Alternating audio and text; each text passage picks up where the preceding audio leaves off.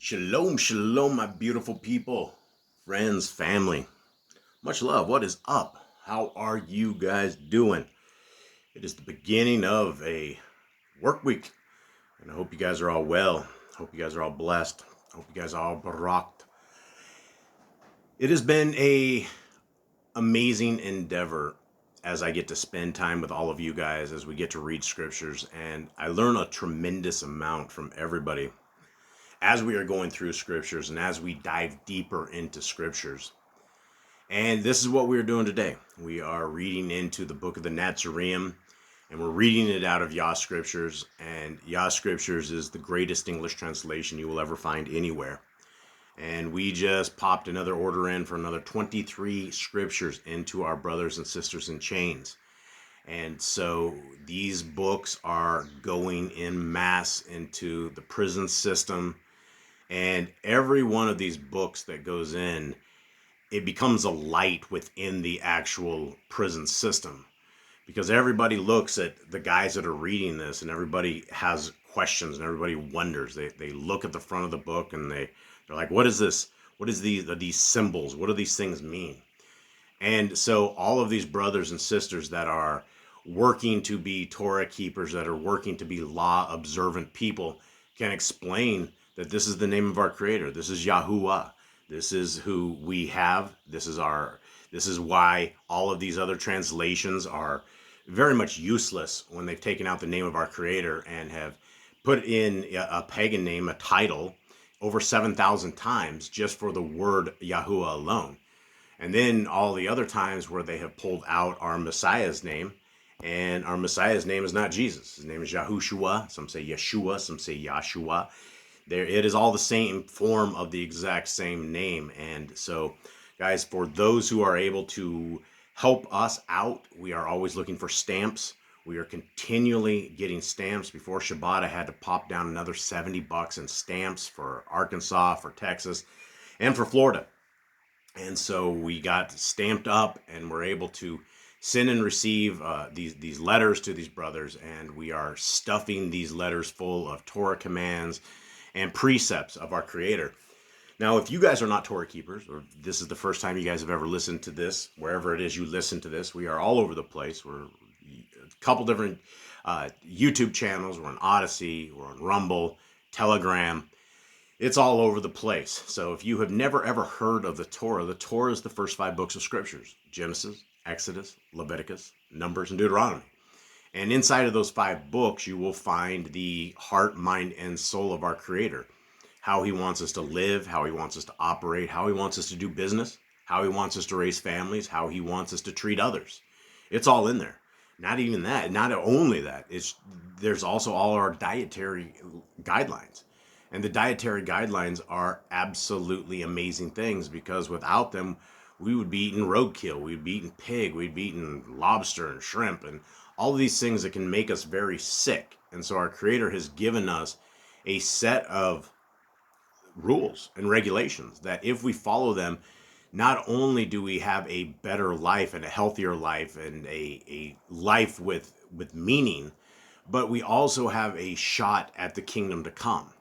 And as we read the book of 2nd Ezra, it's very, very clear that the moment that we take our last breath, there is a filing system. There's an accounting. We go to a certain place, and we either go to a place of goodness or we go to a place of badness. And so it is with all of our works here on this land. And keeping Torah is a work. It's something that is a piece and a part of our life, something that when we do it, we are qualified for this kingdom to come. But by default, if we don't keep these laws, statutes, and commandments, from the words of our Messiah out of Matthew 7, he says, "Depart from me, you who work lawlessness," you who are Torah-less. And that is something that we don't want to be. And so as we read through these scriptures, and guys, don't take my word for it. These scriptures are absolutely free of charge. You guys can go to yahscriptures.com, and under the downloads is every platform version for any kind of digital device that you have. So there's no excuse not to read these scriptures other than you not wanting to read them. And so when people first get into Torah, I recommend that and also encourage them that you guys read it 5 times slowly, that you get from Genesis to Deuteronomy and you read it slowly. You read it and you take it in and you do what Deuteronomy 6 says, which is to write them on our hearts, minds, and souls.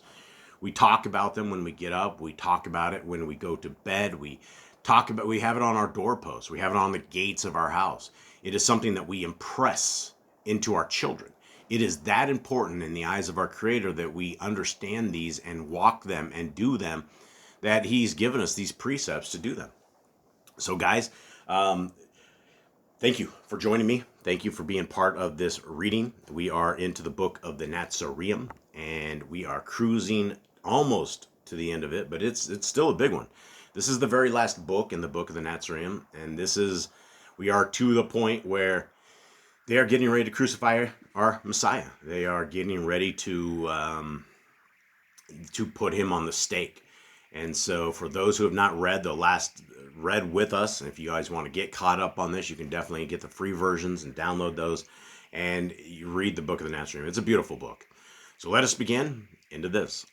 Pilate, then said to the elders and some Levites who witnessed against Yahushua, I am not a Yehudi, nor am I bound by the laws of the Yahudim. If this man has blasphemed against your Elohim, then let him be tried by your law. But do not mention it to me, for I only listen to the law of Rome. They said, do you say that a man who blasphemes against the divine Kaiser is not worthy of death? Pilate said, such a man should die. They said, this he has done. Also in proclaiming himself sovereign, he speaks against Kaiser and Rome. Had he not done wrong to Kaiser, we would surely not have delivered him to you. Now, this is a bold-faced lie. This is Messiah never ever blasphemed against Kaiser. In fact, he told everybody to pay your taxes, right? If Caesar is sending you a tax, look on the back of the coin whose likeness is this. It's Caesar's, then give to Caesar what is Caesar's and give to Elohim what is Elohim's. And so these guys are setting him up, right? They're lying. They are going against the Torah, breaking the Torah to get our beautiful Messiah hung up. 65. Pilate said, you are a troublesome people and tire me with these things. What would you have me do with your sovereign? They answered, these are his words. We have no sovereign except Kaiser. Someone said, and acknowledged no other Elohim. Then one of the elders stood up and said, many have testified concerning his offenses. We know what should be done, but the power is with you. It is not lawful for us to put this man to death. Therefore, deal with him as seems best in your eyes. And that's about the only truthful thing that they said right here, because according to the Torah, Messiah Yahushua did absolutely nothing that would break the Torah. And that is why we have a perfect sacrifice, why Messiah walked the Torah absolutely perfect. There was nothing inside of the Torah that he ever did that would condemn him to death. And so that's the first truth that these guys even have. Pilate said, why have you been spared the wrath of your Elohim? Then Pilate said, to those in the chamber of judgment, who else wishes to testify against this man? One of the elders, a law scribe of the council, said, this man has claimed before the people that he is heir to the throne of David, but he is an impostor. He blasphemes the Kodesh one of our people by saying he is his Ben. If these things inflame the people, so they revolt, then Rome pays the price. Okay, they're continuing on with this charade of lies, and the only way that they could get the Roman governor of this to attack our Messiah is by saying things like this. And indeed, if the Yahudi, the Jews, would have revolted during this time, then everybody, even Pilate's life right here, would have been in danger, because they would have still had to get the soldiers in. And during a time of sedition and riots, these people are going crazy, right? They're going to grab everybody possible and kill them right out of the gate. And so that is also true, that Rome would pay the price. But we don't know what would have happened if Pilate would have snuck him out and went somewhere else. We don't know if the people would have revolted or not. Continuing on. He comes forth from among the poor and disinherited, arousing the people so they seek to overthrow the stability of established authority. If his intentions are put into effect, we are all lost. Right? These are the criers. These guys are just, it's the world's smallest violin playing, My Heart Cries for them. There's no reason that these people should be doing this. They're prideful and arrogant and liars and definitely not Torah keepers. 70. He proclaims himself sovereign and declares he will pull down the Hayekel. He blasphemes against Kaiser and says he will supersede Kaiser's rule. He slanders Kaiser and calls him a fornicator and liar. Under our laws, which you must also uphold, he deserves to die. And if you are not against Kaiser, if you are not against Kaiser, also under the laws of Rome. So definitely Messiah never said this. At one point he says he did call out Kaiser, and he was told to be quiet on this whole piece. So, but these people are really seditious in their attempts to get him killed. Pilatus said to Yahushua, "The balance weighs against you. Have you anything to say?" When Yahushua did not reply, Pilatus asked him where he really came from. But Yahushua remained silent. Pilatus then said, "Have you nothing to say to me? Who have the power to condemn or release you? What shall I do with one such as you?" Yahushua then said, "The power of Rome rests in your hands, but it gives you power over nothing except my body. Do with that as you will. It is not you, but those distorting the face of truth who are to blame." Yeah, this is it. These guys were all filthy liars. They were lying to condemn our Messiah, and our Messiah stands quiet. He barely says anything at all. People were amazed that he would sit there.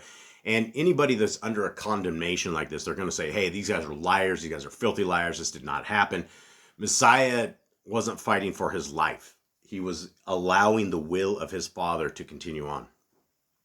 Pilatus said, "If I deal with you one way, the people will say the authority of Rome supports your teachings and is not against the things you declare.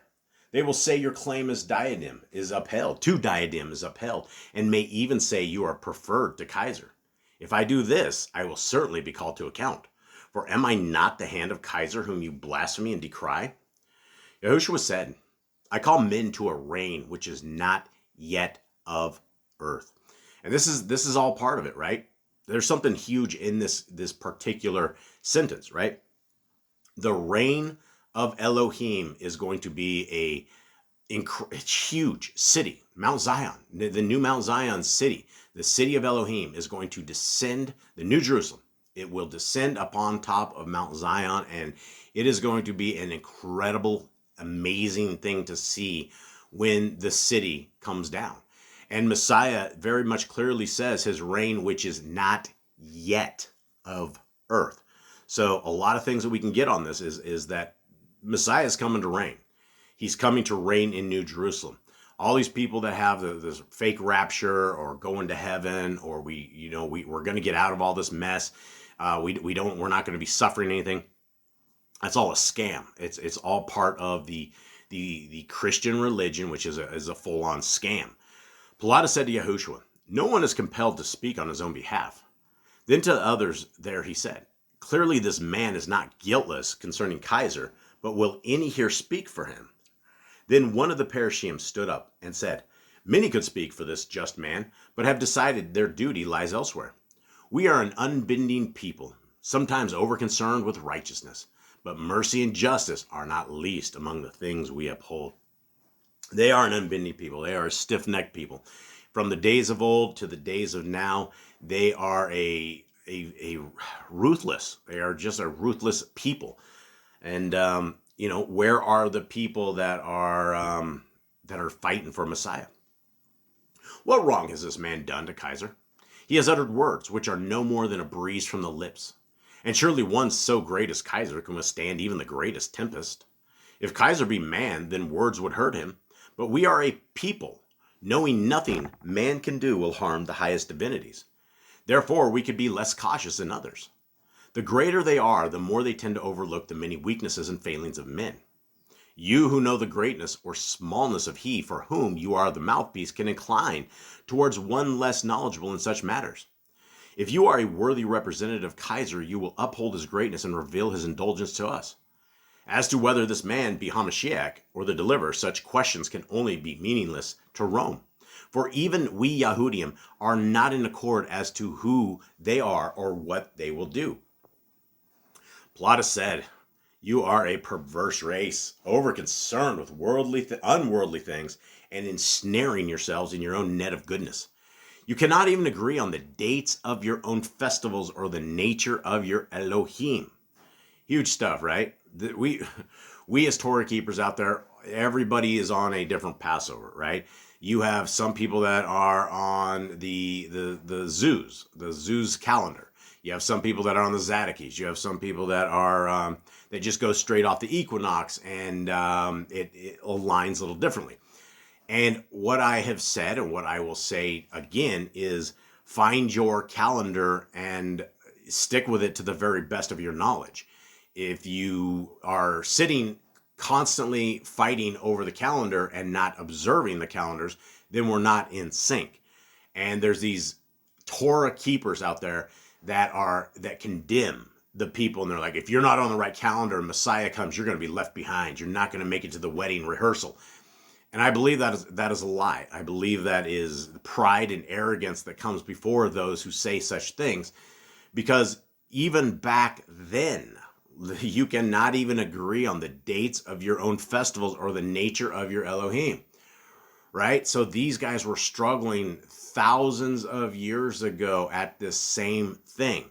So if we somehow think that we can figure this out where they couldn't figure it out when they were even walking with our Messiah, the one thing that we know and we can know is that our Messiah was on the right calendar, or he would not have walked that date. What that calendar is and what that calendar was, we don't know. We don't know how they calculated it. We don't know how they came to it, but we do know that he walked it perfectly. And those that say Messiah Yahushua, the Last Supper was the Passover, that was not Passover. Passover was they were killing the lamb at the same time that our Messiah died. That is what it was. The Last Supper is not a Passover event. And so there's many people that will teach that and say that, and it is a struggle, and it definitely doesn't make any sense, because we know that our Messiah became that Passover lamb. We also know that there's Torah commands not to break the bones of the lamb, and our Messiah never had a bone broken. And so he literally became that sacrifice for us at the exact same time that they were doing it. Continuing on, instead of heroes, you have saints, yet your saintliness makes you unsaintly. You all agree to seek the truth, but dispute which path to follow, and so get nowhere. You agree to follow your Elohim, but some say we go this way, and others say we go another. What you say today about this man, you said yesterday about another. Your laws are a maze, which I will not attempt to negotiate. Your thoughts are devious, and your hearts are an unreadable scroll. I am unfortunate in my governorship. Yeah, sometimes you get like that, right? Man, woe is me that I have to be leading this diatribe of whatever's happening. That's what he was wondering. He was struggling with these guys. 80. Now a man named Barabbas had also been brought forth to be judged. And Plautus continued, I know not one man from the other. Who is reverent and who is of Belial? I cannot tell. You yourselves do not know which of these two men has done and said these things, or which is your sovereign. All I know is that there must be a strife. The rights of Kaiser must be upheld and justice must be done. The rest I leave in your hands. No two men can suffer for the same crime unless they be in association, but if no association is proven, only one may suffer. Therefore, decide among yourselves which man is to die. Both claim to be the bin of Elohim. Both are deliverers. Both have blasphemed against Kaiser and your Elohim, and both have struck against Kaiser. One is killed, the other has not. Clemency is mine to give at this time, but clemency overruling justice is weakness. A lot of stuff to see right here, right? These are things that we don't get in the regular scriptures. We didn't know a lot about Barabbas. We know he was a murderer. We know that he was a thief. We know that there was something crazy about him, but we didn't know that he claimed to be the son of Elohim as well. And so that was something that is very interesting, that this comes out right here. So these guys were able to, basically Barabbas and Messiah had the same charges against them. And one was a murder, Barabbas, and the other, Messiah Yahushua, was not. So Caesar or Kaiser put this up, or not, not Kaiser. Pilatus, sorry guys. Pilatus put this up very, very well and explains it to the point that you have a choice to make. And you know, this is where these guys will literally take the murder over our Messiah. If both these men be killed, then surely the whole of the people will rise in revolt. Already the streets are thronged and much wine is being drunk. But if one is released, those rejoicing will restrain those who sorrow.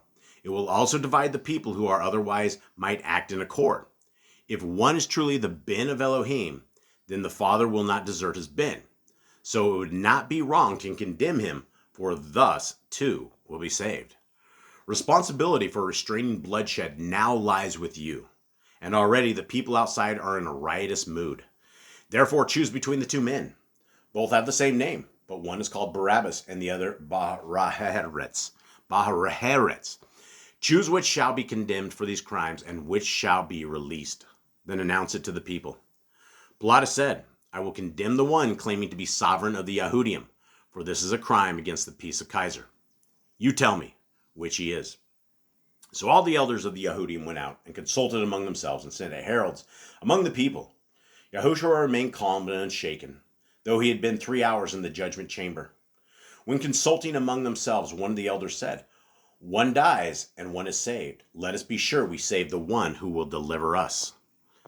A Parashim said, it is not for us to choose which of these is Hamashiach of Elohim, for both are equally deluded. Neither should we choose according to their goodness or their teachings, or even by what they have done. This is a time of turmoil. Therefore, what is the life of one man against the lives of thousands?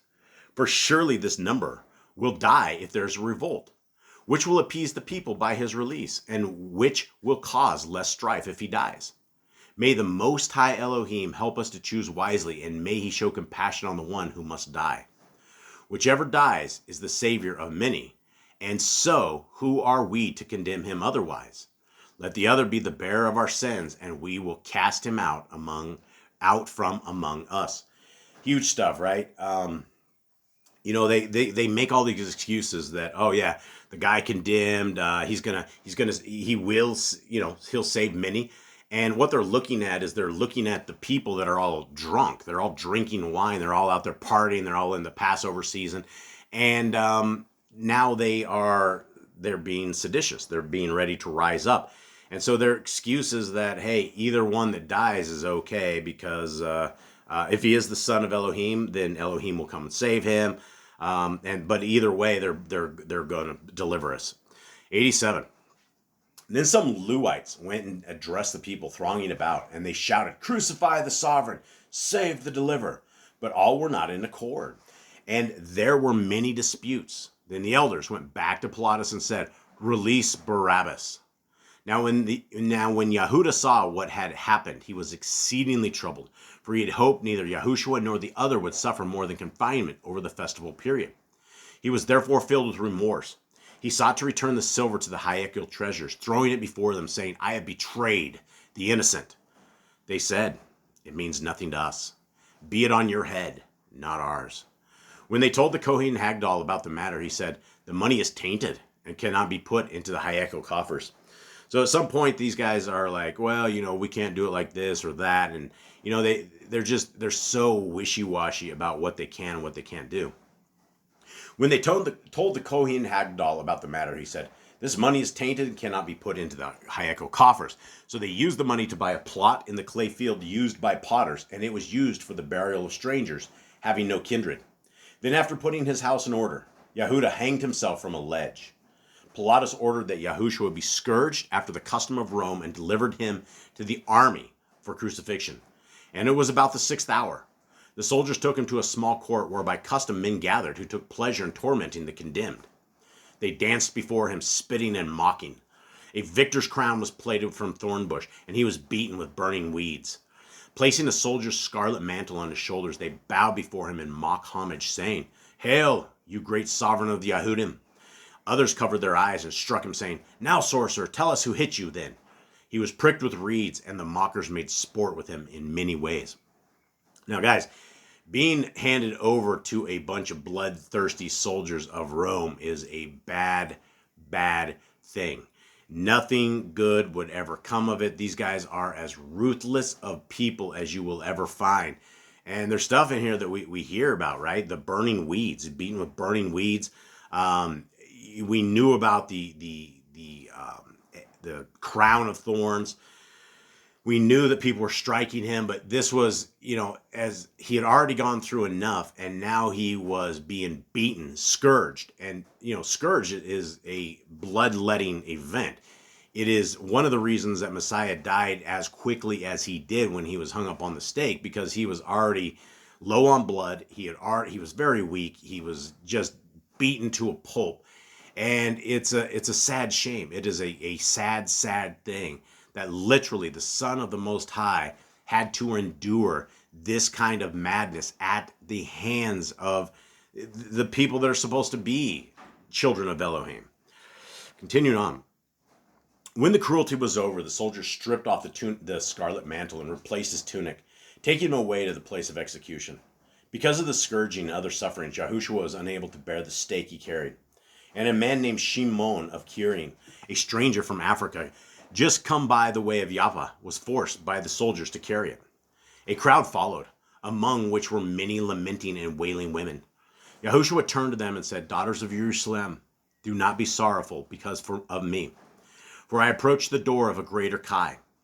Weep instead for yourselves and your children, for the day comes when you will have much greater cause for sorrow.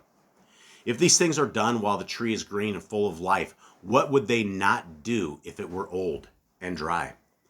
Coming to the place of execution, which was where the skull of Adam lay buried, the soldiers fastened Yahushua to the stake and raised it up into its slot. Now his feet were fastened to the rest. After this, they divided his clothes among them. But the mantle being woven without a seam was given to one selected by lot. About his neck was hung a plaque, written in Latin, which read, "Yahushua bar Haaretz, sovereign of the Yahudim." The Yahudim protested to Pilatus about this, but he said, "This is written by my authority." 2 others were crucified with Yahushua, one on his right and one on his left. People passing along the road mocked and abused him, shouting, "Come down and rule over your reign." Some said, "Where's your all-powerful Father now?" And, "If you are what you claim to be, get yourself out of this." Many laughed, saying, "He came to save us, but cannot save himself." Savior, save yourself first. The witnesses who stood about the stake also mocked him. They said, "Oh, deliver! Now deliver yourself." At the 9th hour, the sky darkened with a cloud, and there was thunder and lightning. Thus the nevuah, the prophecy, was fulfilled, which said, "In the valley of decision, on the day of the deliverer, the sun and the earth will be darkened."